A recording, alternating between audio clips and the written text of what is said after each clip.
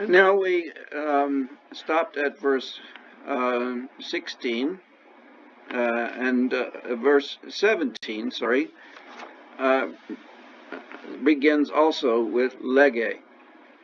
So here we have another slight change, and Jesus is going to respond to her desire to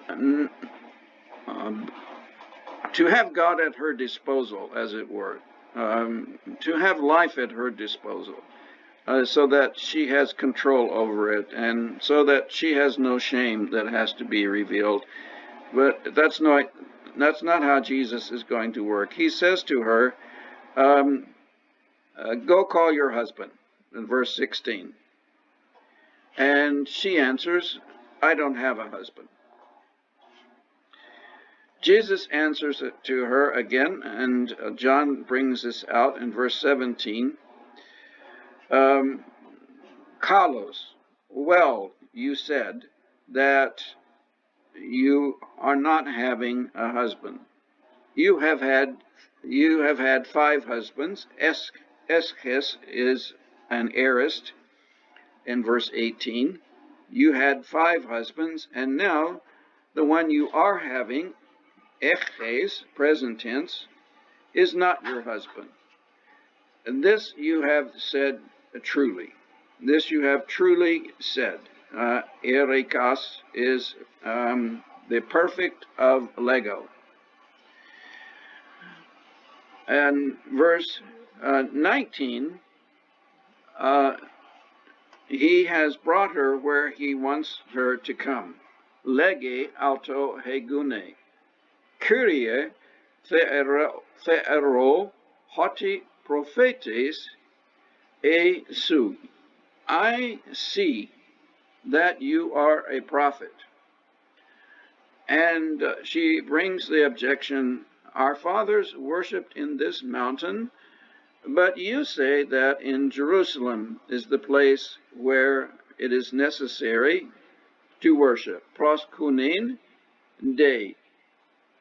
End of verse 20. Now please note, between verses 19 and 26, the word proskuneo occurs 10 times. There is very evidently a focus upon worship. In fact, we realize that the whole focus of this section, verses 1 to 42, is really about proskuneo, about this verb that means worship. Proskuneo, to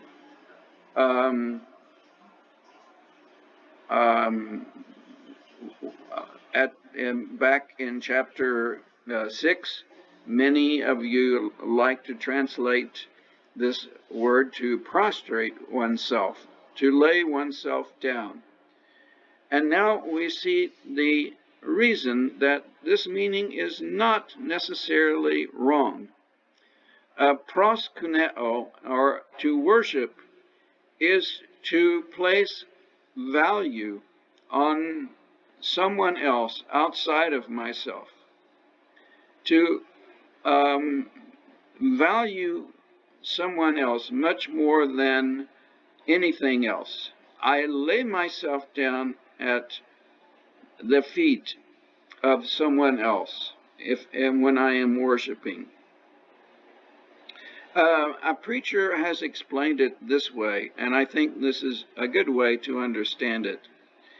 If I have, for example, an item of jewelry, or suppose your wife or your sister or your cousin, a female, has an item of jewelry and it is worth, say, 500 rupees.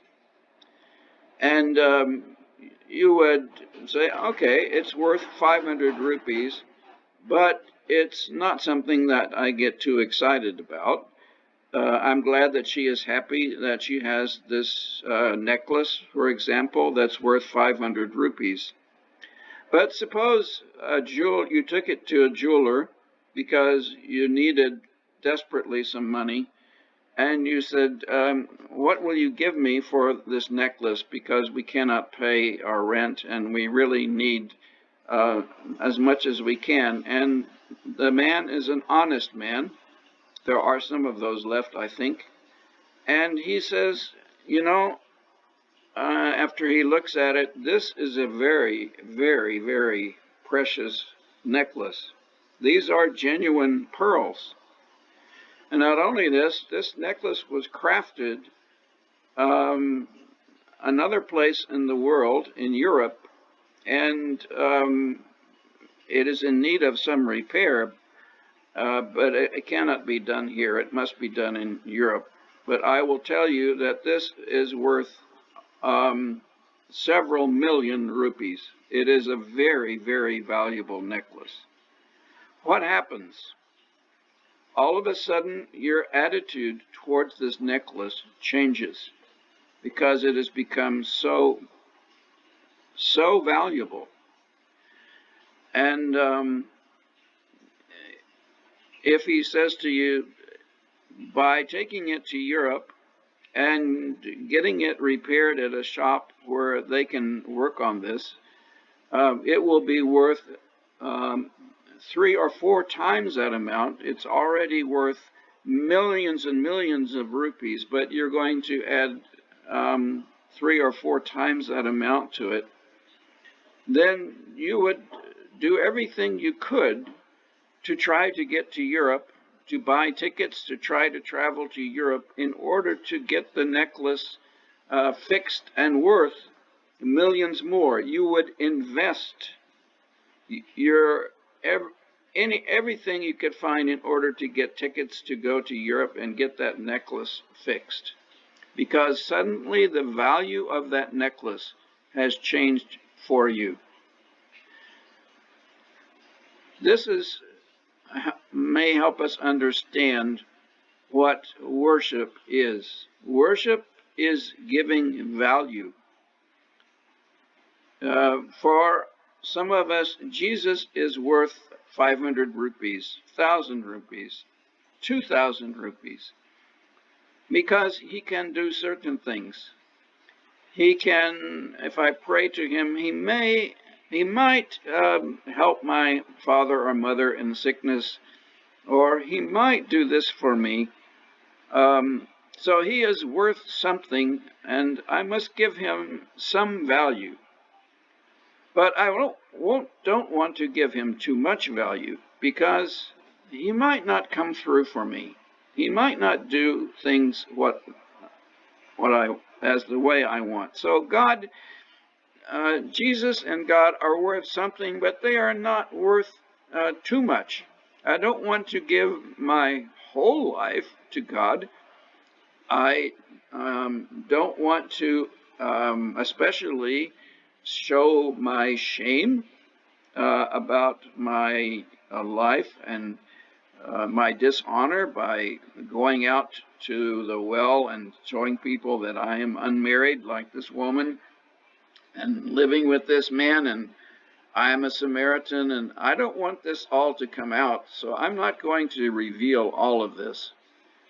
God and Jesus aren't worth that much to me. After all, it's going to make life worse for me if I really attach that kind of value to him. But Jesus calls her out to give this value, to worship God, and to worship him according to God's word, and to worship him alone. He says to her, we Jews, we know whom we worship, and you do not know whom you worship. He acknowledges that the Samaritans are wrong. Their worship is wrong. But he also says that the Jewish worship is wrong, because salvation, in verse 22, ek ton Judaion, is from the Jews. but not in the way that they think. In verse 23, the hour is now come. Those who worship the Father worship in spirit and in truth, and the Father desires those tous pros kununtas to worship Him. The God is spirit, and those who worship Him must worship Him in spirit and in truth.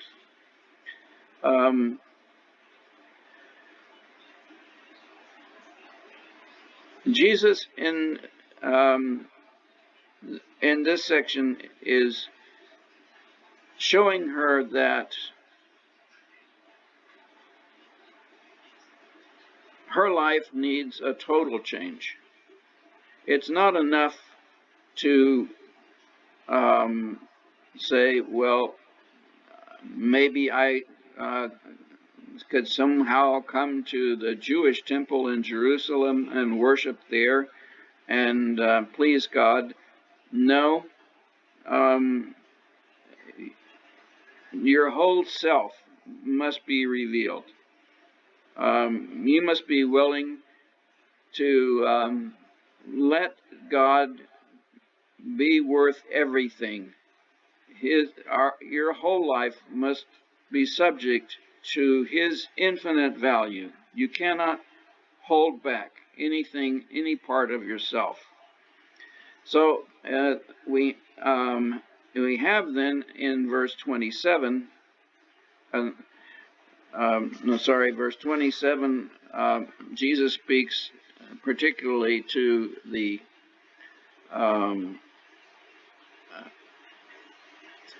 disciples, and He is giving them a different lesson that I will let you work out for yourself. Verse 34, lege autos ha Jesus, and He emphasizes a different word.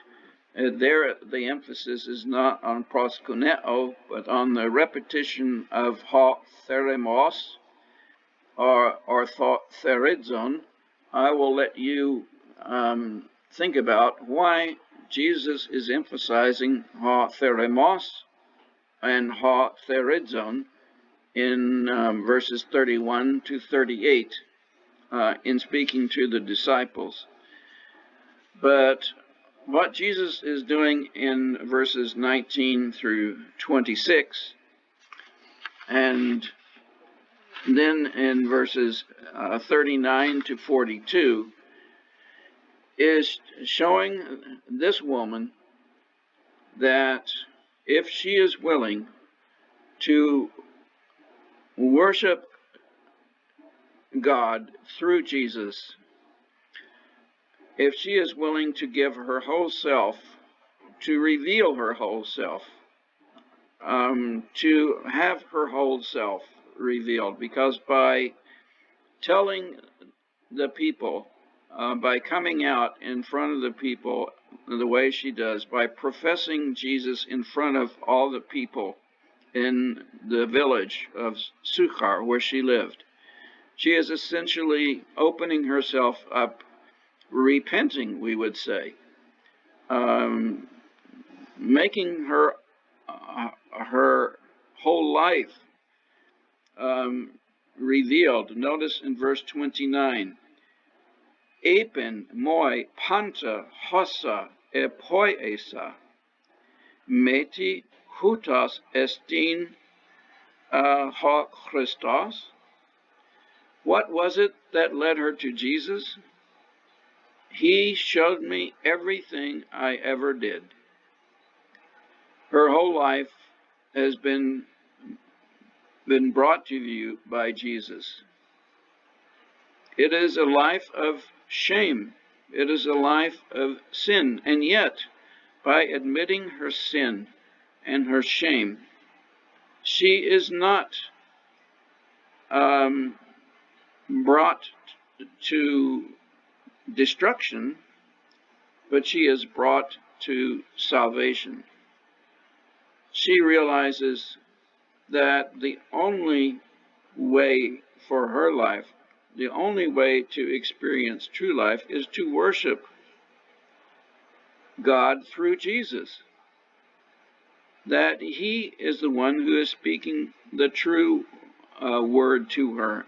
He is speaking, He is saying, and as she is willing to let her life be revealed, the one who has showed everything that I ever did, as she admits who she is, her life is changed, and she does come to the living water, to the water that she can drink, and she will not be ever thirsty again, because every day she will experience what Jesus can do in her life and through her life.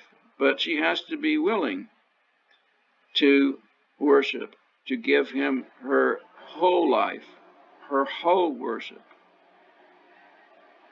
And it all started with a simple request by Jesus: give me to drink. She took the first step.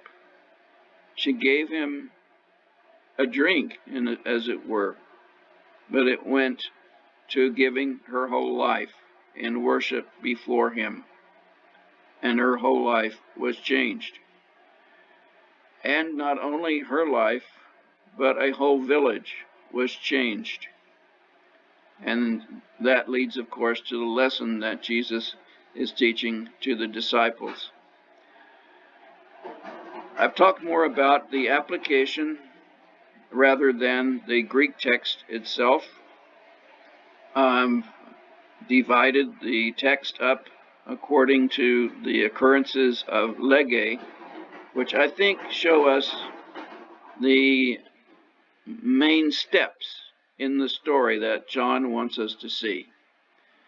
I will make the text as it appears here available to you, and I hope that this has helped you, not only as you have translated this chapter, but as you have reflected on what Jesus is trying to say, what Jesus is not just trying, what Jesus is saying to us.